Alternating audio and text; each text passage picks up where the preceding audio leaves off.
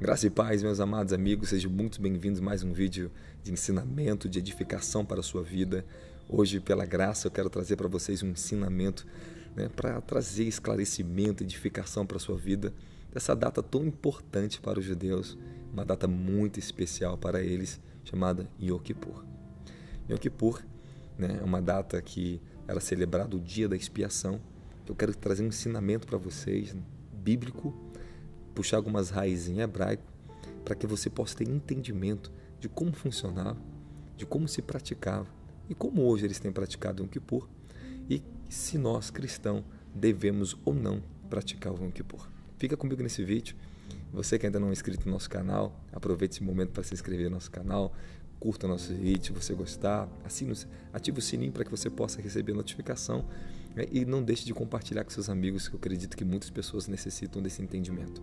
Que Deus abençoe vocês. Então vamos começar nosso ensinamento para edificar a sua vida, para te dar entendimento, esclarecimento dessa data tão importante, como já falei, para os judeus, e que para nós tem algum simbolismo, e vamos ver o que ela significa para nós. No livro de Levítico, capítulo 16, você que tem a sua Bíblia em casa, eu te aconselho você ler todo o capítulo de Levítico 16 e buscar entendimento na própria Escrituras. Eu vou ler versículos chaves para nós trazermos esclarecimentos, para que as pessoas possam entender aonde ficam os pontos mais confusos para elas em relação ao Yom Kippur e à Bíblia. No livro de Levítico 16, diz assim, depois que os 2 filhos de Arão foram mortos quando apresentavam diante de Yahvé, o Senhor, uma oferta de incenso que não estava de acordo com a lei, Deus falou de novo com Moisés. Então, observe muito bem. Os filhos de Arão tinham trago uma oferta que não estava de acordo com a lei de Deus, que eles foram mortos pelo fogo que saiu do altar. Você conhece a história. E depois desse acontecimento, Deus teve que santificar o próprio tabernáculo, porque algo tinha ocorrido fora do padrão que ele tinha ensinado e dado por intermédio da lei a Moisés. Então, isso aí fica o primeiro ponto. Alguns têm algumas teorias, que o Yom Kippur foi dado por causa do dia do bezerro lá que adoraram, o bezerro de ouro, quando Moisés estava no monte. Não pode ser, porque ali ainda não tinha sido dada a lei, não tinha sido construído, montado toda a estrutura que o Senhor tinha dado para Moisés, revelado no monte, que ele deveria fazer conforme ele tinha visto por revelação, o tabernáculo. Então você entende que não é esse o princípio. Aqui você encontra na Bíblia uma primeira chave que podemos pensar o porquê desse motivo do dia da expiação, que Deus tinha que ter santificado, porque Deus tinha que santificar o santuário. Olha só, muito, muito importante vocês entenderem que no dia da expiação era o dia que Deus santificava todo o tabernáculo, todas as partes, tanto o pátio, o Santíssimo Lugar, tudo isso era santificado nesse dia. Então vamos continuar aqui a nossa leitura. Primeira coisa, eu quero que você entenda o que é o dia da expiação. O que é expiação? Os que chamam de kippur, como está na própria King James, no rodapé, que é a palavra hebraica que simboliza, que significa, tem alguns sentidos que eu quero primeiro que você entenda. Ela não significa exatamente expiação, ela foi traduzida como expiação, mas ela não significa expiação, propriamente dito. Ela tem seus sentidos. E às vezes uma palavra, quero que você entenda um princípio, que às vezes a mesma palavra em hebraico, ela é utilizada com traduções diferentes dentro da Bíblia, com sentidos diferentes. Então uma palavra, ela possui às vezes mais de um sentido, ok? Eu estava conversando com a minha professora em hebraico, eu estudo hebraico, eu sou registrado na faculdade israelense, eu busco entendimento das coisas antes de falar para vocês, para que a gente possa saber usar tudo que Deus nos dá de uma maneira adequada, ajustada à graça. Então vamos lá comigo. O que significa essa palavra? Quando você fala expiação, essa palavra ela tem um sentido de cobrir, ocultar a vista, traduzida como expiar ou expiação, que a realidade só se cumpre em Cristo, como um sacrifício expiatório que sacrificou sua vida imaculada pelo seu próprio sangue. Então, nós vamos ver 2 pontos muito importantes, vamos fazer alguns paralelos na antiga lei e nós vamos fazer um paralelo com o livro de Hebreus, capítulo 10, você vai ver como as coisas se encaixam perfeitamente. A raiz da palavra, que eu falei que okapar, significa cobrir, purificar, fazer uma expiação, reconciliação, cobrir com betume, você pensa, uma madeira que você passa o betume por cima. Então o significado de expiar é cobrir com algo, para que não seja visto. Então o pecado ele era coberto de uma forma, espiritualmente dizendo para você, que Deus não julgava mais eles por aqueles pecados, Porém, aquilo ali não era removido. Então não tem sentido de remoção, tem sentido de cobrir. Então o que significa? Que em Cristo, nosso pecado original, ele é removido, ele é lançado no mar do esquecimento de uma forma tão profunda que Deus não precisa fazer rituais novamente, sacrificar novamente para cobrir uma coisa. Aquilo simplesmente não é mais visto por causa da renovação e regeneração que o Senhor transforma a nossa natureza. Então fica um ponto muito importante de vocês entender a palavra expiação. Alguns usam remissão, né? Alguns usam perdão. Pode ser usado também, porém tem um sentido diferente. Quando você puxa a palavra em hebraico, ela tem um sentido mais completo e um pouco diferenciado do português. Então, é bom você entender que kepar ou kapar significa cobrir, né? Colocar algo em cima. Né? Toldar, esse é um outro significado que a gente acha nos dicionários. E eu estive conversando com a minha professora em hebraico, uma coisa muito importante, né, que eu gosto de discutir sobre o assunto, buscar mais informações sobre o entendimento das pessoas. Né? São pessoas registradas pelo Instituto de Ensino Israelense, tá? Só para você poder entender, que ensina a língua hebraica e etc. Então, nós discutimos sobre o assunto e chegou à conclusão exatamente sobre isso que eu estou falando para você, que a expiação é algo que cobria para que Deus não pudesse mais ver aquilo ali, para julgar a pessoa por aquele pecado. Então, você tem que entender o quê? Que no dia do jejum de Yom Kippur, para os judeus tem um sentido, para nós tem outro sentido. Então, eu já vou ensinar para vocês, e você precisa ficar comigo até o final desse vídeo para entender um ensinamento. Estou te dando uma estrutura de ensino, não só uma coisa breve. Eu quero que você fique comigo do início ao fim desse vídeo, porque é muito importante para que você pegue todas as chaves do entendimento que eu vou ensinar para vocês, ok?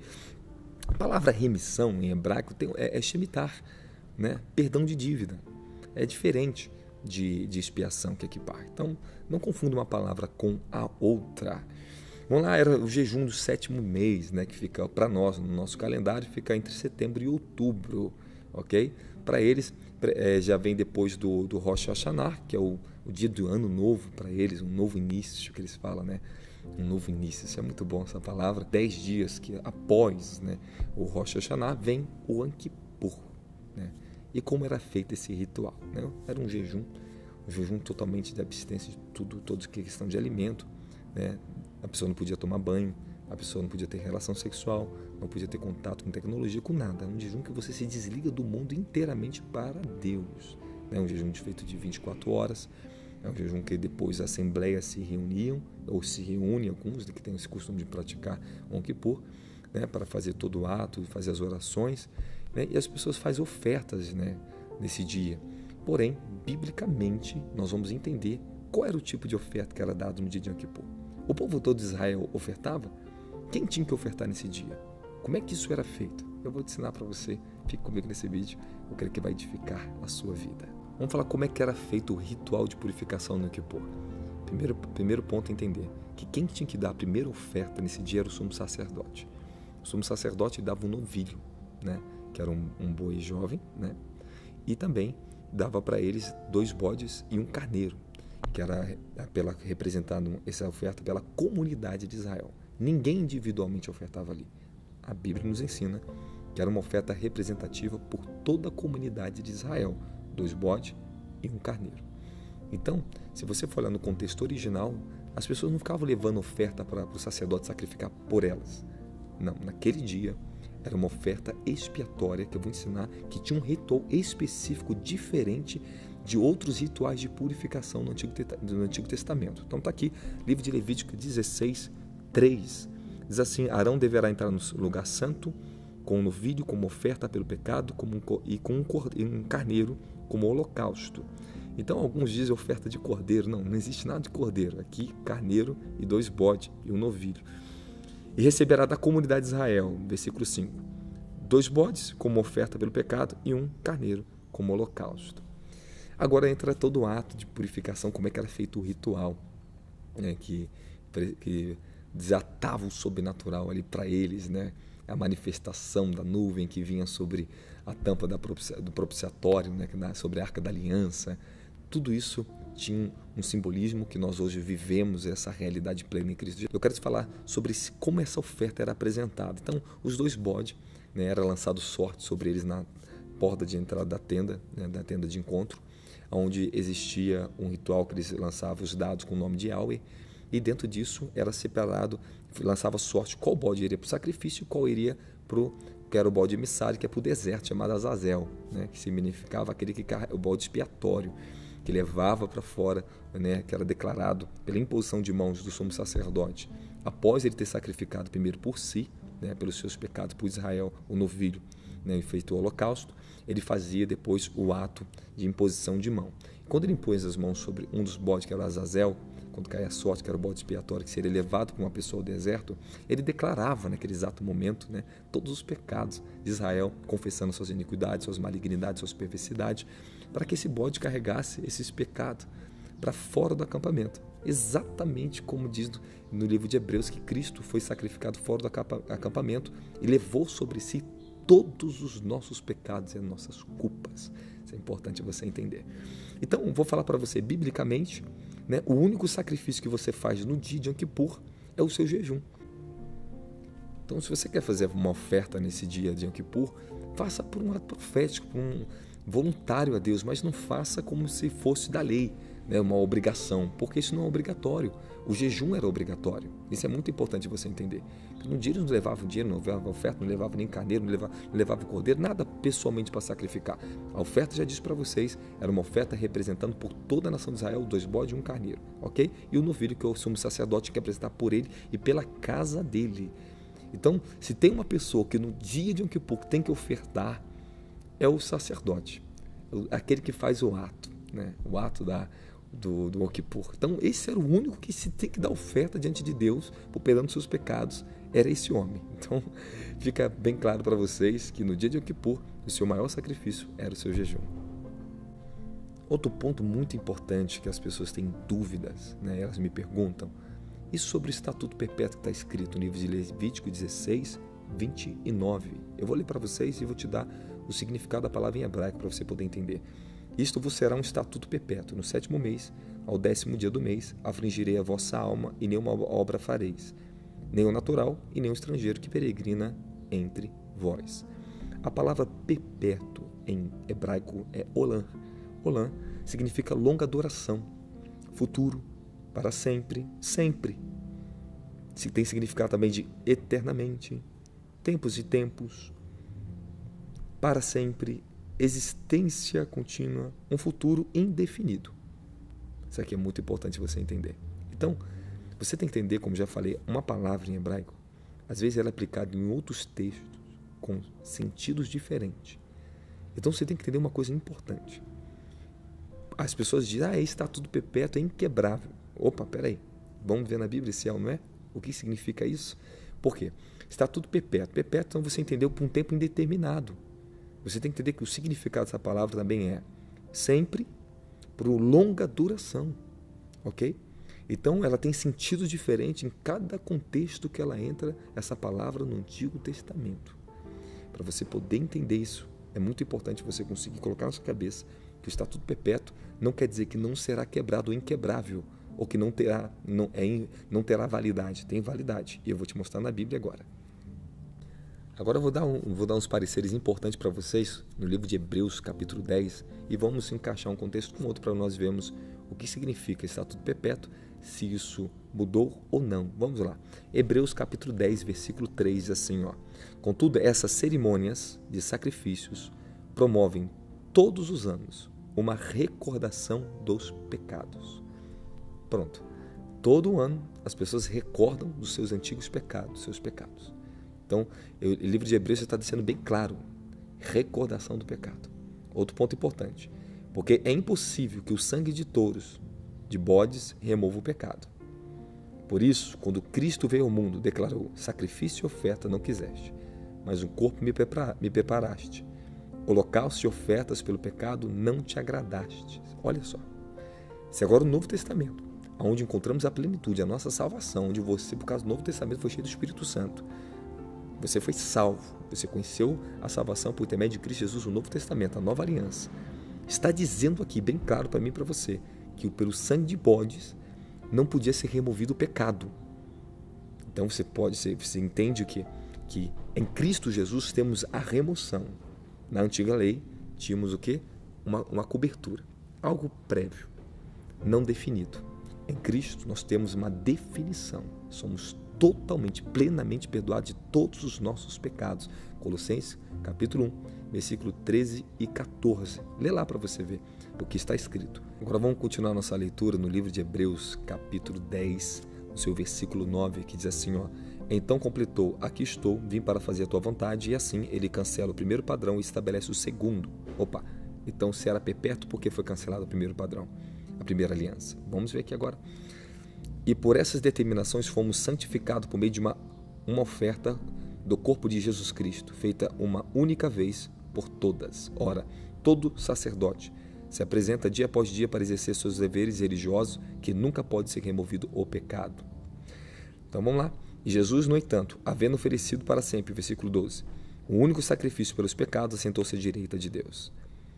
Versículo 14, portanto, com uma única oferta, aperfeiçoou por toda a eternidade todos quantos estão sendo santificados. Olha que palavra tremenda. Jesus a aperfeiçoou para sempre. O que significa isso? Temos a perfeição do perdão para toda a eternidade.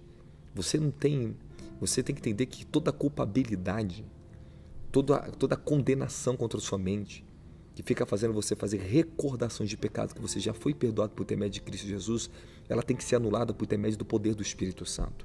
Algo às vezes está faltando às pessoas, que elas não conseguem se sentir perdoadas. Tem alguns problemas de ensinamento que as pessoas não conseguem obter o perdão completo, não porque não foi completo por Cristo, mas porque a falta de fé, de entendimento, traz espírito de condenação na vida delas. No livro de Romanos capítulo 8, versículo 1, portanto agora nenhuma condenação há para aqueles que estão em Cristo Jesus, que não andam segundo a carne, mas o Espírito, pois a lei de vida no Espírito me libertou da lei do pecado e da morte, porque o que era impossível pela lei de Moisés, ou seja, remover o pecado, pela graça, por intermédio da lei de Cristo, pela lei de vida, a lei do Espírito, essa é a nossa verdadeira lei. Nós fomos completamente perdoados e remidos de todos os tipos de condenação. Então, entenda na sua mente. Se você tem algum problema no seu coração, por questão de falta de perdão, de condenação, que você acha que tem um tribunal que vai julgar e remir você de condenação do teu passado, que isso vai remover e vai te dar um novo veredito, você está totalmente equivocado. Você está contra o Novo Testamento, você está contra a lei de Cristo. Ele diz que não existe nenhuma condenação contra você. Então, o que significa? Que nos tribunais celestiais, como é que você vai estar sendo julgado dentro dos padrões da lei, do mesmo tribunal que a nação de Israel é julgada? Eu tenho uma revelação profunda para falar sobre isso para vocês. Eu estava consultando o Senhor, o que eu falaria para vocês, eu pedi a Ele, e o Espírito Santo falou comigo. Uma madrugada estava acordado em oração, o Senhor me deu graças extraordinárias. Eu entrei em espírito, um ambiente lindo, e o Senhor me mostrou. Eu vi um clarão de luz na minha frente, e dentro do local onde estava, como se fosse o templo aqui onde estou ensinando para vocês, tudo se tornava luz, tudo. E o Senhor falou assim, eu sou luz, eu não sou sombra. Aí depois eu voltei em espírito, eu continuava orando ao Senhor, perguntando ao Senhor, e o Senhor me deu mais uma palavra e falava assim para mim, filho, vocês não estão sendo julgados no mesmo tribunal do que Israel. Vocês têm acesso aos portões da graça. Eu falei, meu Deus, que maravilha. Eu recebi essa palavra do Senhor.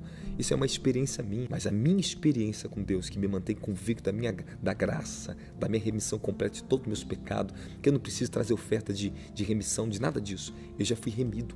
Eu já fui abençoado, eu já tenho perdão de todos os meus pecados.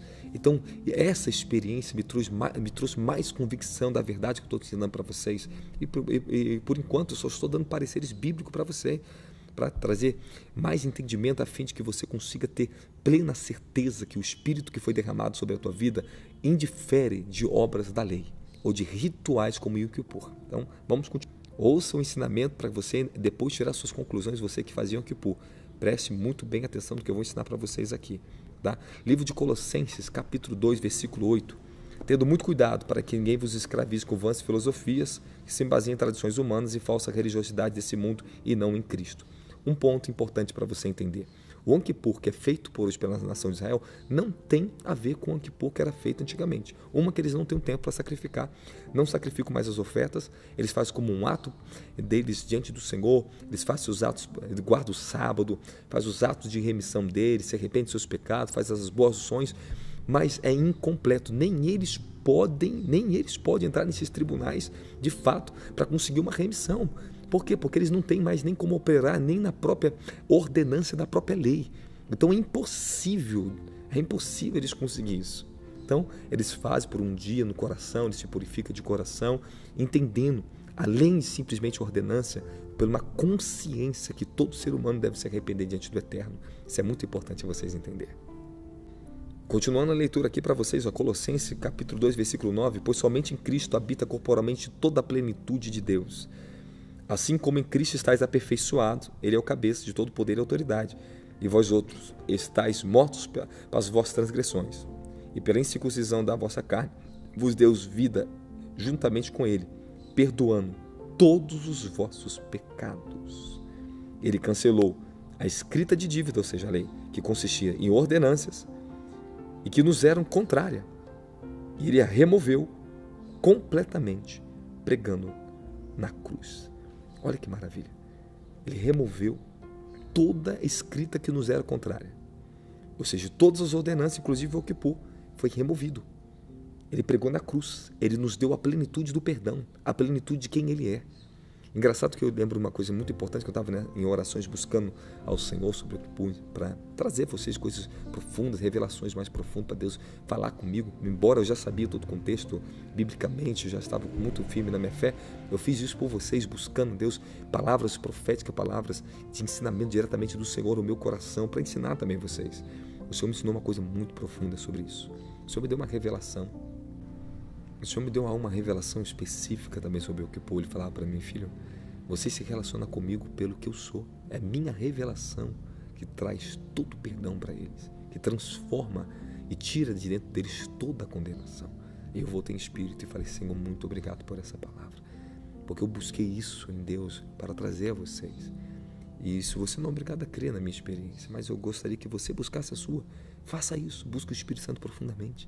Pergunta para ele, Senhor, entre o Yom Kippur e a realidade que você me deu pelo Espírito Santo, pela nova aliança, fala para mim, Senhor. Esclarece para mim minhas dúvidas, devo fazer ou não? É válido ou não? Aí Deus vai falar com você. É muito importante você ter a sua experiência com Deus para estar convicto da sua fé. Não seja pessoa que só seja guiado pelo que os outros estão falando, só porque os outros manifestam poder, não significa que tudo que eles fazem está certo. Cada um vai responder diante de Deus pelo que fez com as suas unções, seus mantos ministeriais. Eu podia pegar o manto e a unção que eu carrego, marcar um dia de Yom Kippur aqui dentro, chamar todo mundo para ofertar, e a unção que eu carrego, trazendo quebrantamento sobre todo mundo, caindo poder, eu usar essa unção para isso. Mas não, eu não faço isso, porque eu sei da realidade e da verdade. Nós não precisamos manipular as pessoas, usar nossos mantos, as nossas unções, para comprovar que nós estamos certos do que nós estamos falando. Tem muitas pessoas usando seus mantos, suas unções, para comprovar que seus ensinamentos estão certos. Muito pelo contrário, preste muita atenção. Deus, Ele não é certificado da vida da pessoa pelo nível do poder que ela manifesta, mas é o fruto, o seu caráter, a transformação, a santidade, a justiça que a pessoa tem. E olhe lá, que tem coisas que nós nunca vamos saber, a vida secreta de uma pessoa, mas saiba de uma coisa, dons e talentos são irrevogáveis. O poder não testifica que a presença de Deus está com a pessoa, mas a ausência do poder também significa que Deus também não está ali. Então significa uma coisa que você tem que entender, a presença de Deus também não pode ser identificada na vida da pessoa só pelo nível do poder que ela manifesta. E eu não posso, colocar minhas experiências espirituais em cima de ensinamentos bíblicos, para comprovar para vocês que eu estou certo. Não, nós estamos em outra categoria. A doutrina, o ensinamento bíblico, ele não deve ser baseado por intermédio somente de experiências das pessoas. Porque tem muitas pessoas que nasceram grandes religiões no mundo, que tiveram experiências sobrenaturais e criaram grandes heresias na Terra por causa das experiências sobrenaturais. E nós temos que tomar muito cuidado para nós não fugirmos do alicerce, do fundamento que está nas Escrituras, na Palavra de Deus. Uma outra palavra para vocês de Colossenses capítulo 2, versículo 16. Portanto, ninguém tem direito de vos julgar pelo que vocês comem, pelo que bebeis, ou pela ainda em relação a alguma festa religiosa, celebração das luas novas e dos dias de sábado, literalmente falando dos rituais e dos dias que os judeus guardam e têm como muito especial. Lembrando, meu querido, eu respeito, eu amo eles, mas a minha doutrina, a minha fé, ela está baseada totalmente na pessoa de Jesus Cristo, totalmente na sua graça redentora. Eu tenho um sacrifício perfeito na minha vida, eu tenho um descanso perfeito na minha vida, por isso que eu não vou ensinar uma coisa para vocês, um caminho para simplesmente arrancar a oferta do povo, para fazer um dia especial, movimentações religiosas e no fim isso não dá em nada. Outra coisa importante, Não é porque você fez um dia de jejum no dia do Yom Kippur, alguma coisa na tua vida mudou, deu certo, que isso vai virar algo dogmatismo. Isso não pode, nós não podemos fazer de um momento, fazer uma lei, uma determinação que sempre tem que ser assim. Muito pelo contrário, eu conheci muita gente que fez o Kippur, deu oferta e foram totalmente frustrada com isso. E não aconteceu nada de novo, continuou com a mesma condenação na mente, não apagou nada. E por quê? Porque faltou a ausência do Espírito Santo, a ausência de conhecimento revelado. Então, eu quero falar para vocês, eu já tive grande experiência na minha vida, né? Independente de data de Yom Kippur, grandes visitações, eu vi coisas gloriosas, recebi visitações gloriosas na minha vida, né? Independente de data específica ou não. Isso também já estou tendo, e nessa data agora, estou tendo grande experiência com Deus, e nem chegou o dia de Yom Kippur, e estou sendo visitado poderosamente por Deus nessa terra. Então eu não vou trocar a plenitude da luz por sombras, né? Não vou trocar a realidade que se encontra em Cristo Jesus por sombra. Olha aqui, ó, livro de Colossenses capítulo 2, no versículo 17, esses rituais são apenas sombras do que haveria de vir. A realidade, todavia, encontra-se em Cristo. Olha só. Então não vou ficar olhando para a sombra, meu querido, vou olhar para a realidade. Isso é muito importante. Olha aqui, versículo 18. Ó. Não aceiteis que alguém seja árbitro contra vós, fingindo humildade e culto aos anjos, fundamentando-nos em visões, ostentando a inútil arrogância do seu conhecimento carnal. Então eu tenho que tomar muito cuidado para que as pessoas não me induzam a fazer algo, porque ela teve uma experiência com um anjo sobrenatural e me induza a isso, falando que eu tenho que fazer para que eu possa ter as mesmas experiências, totalmente contrário a essa doutrina da palavra de Deus. Versículo 19, trata-se, pois, de uma pessoa que não está unida à cabeça, a partir da qual todo o corpo é sustentado e unido pelos seus ligamentos juntos, e efetua o crescimento concedido por Deus. E livro de 2 Coríntios, capítulo 5, versículo 21, Deus fez daquele que não tinha pecado algum a oferta por todos os nossos pecados, a fim de que nele nos tornássemos justiça de Deus. Olha só, você não só foi declarado justo ou perdoado, você se tornou justiça de Deus. Aleluia! Que elevação, que sublime revelação, que glória, que maravilha. Aleluia! Amados, alguns irmãos me mandam mensagem e me perguntaram também, mas Paulo não fez o jejum de expiação no dia de Yom Kippur? Eu falei, aonde está escrito isso na Bíblia? Quem falou isso para vocês? O problema é, vocês ouvem as coisas e não vai na Bíblia para certificar se está certo ou errado e nem analisa o contexto para entender o que está acontecendo. Em Atos 26, Paulo tinha saído de Jerusalém para ser enviado para Roma. Ele estava de frente com o rei Agripa, pregou para ele, mas ele tinha apelado para César, foi enviado para Roma. Então o que acontece? Estavam muitos dias de embarcação, né, embarcados, navegando. E o que aconteceu em Atos 27? Eu vou ter que ler para vocês Atos 27, 1 para você poder entender.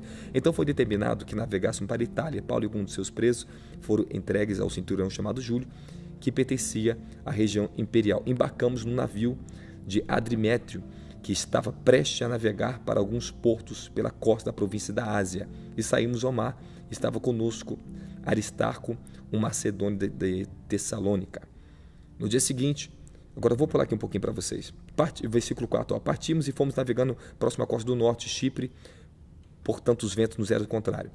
Havendo atravessado o mar aberto ao longo da Sicília e Panfilha, aportamos em Mira, na Lícia. Olha só, estão muitos dias navegando, e a coisa começa a ficar muito estreita para eles no versículo 8.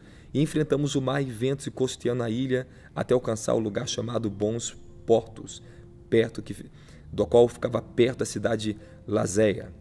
E tendo perdido muito tempo, agora a navegação por aqueles que águas tornava-se poder mais perigosa, eis que o dia da expiação já havia passado e, portanto, Paulo os advertiu. Senhores, vejo que a viagem será desastrosa, como havarias e muitos prejuízos, não apenas em relação à carga e ao navio, mas também às nossas próprias vidas. O que estava acontecendo aqui?